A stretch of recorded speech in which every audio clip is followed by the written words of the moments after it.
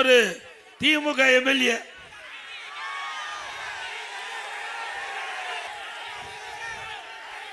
அவரு எல்லாம் பணத்தை திருடுவாங்க, நகையை திருடுவாங்க, கிட்னி திருடுறாங்க. உங்க ஊர் தாங்க, எல்லாம் உஷாரா இருங்க.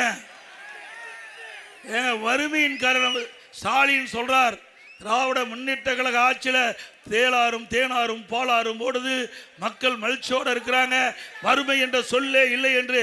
வறுமையின் காரணமாக, வறுமையின் கொடுமையின் காரணமாக ஏழை தன்னுடைய கிட்னிய அவர்கள் பணத்தாசை காட்டி வறுமையை பயன்படுத்தி முறைகேடா கிட்னிய எடுத்திருக்கிறாங்க. இது நாம சொல்லல, திராவிட முன்னேற்ற கழக அரசாங்கம், திமுக அரசாங்கம், திமுக எம்எல்ஏ மருத்துவமனையில் திமுக அரசாங்கம் ஒரு குழு அமைக்கப்பட்டு அந்த குழு அந்த மருத்துவமனையிலே சோதனை செய்யப்பட்டு அந்த சோதனையிலே கிட்னி முறைகேடு நடைபெற்றது உண்மை என்று தெரிவிக்கப்பட்டது. அதன் அடிப்படையில் அந்த புரோக்கர்லாம் கைது பண்ணிட்டாங்க.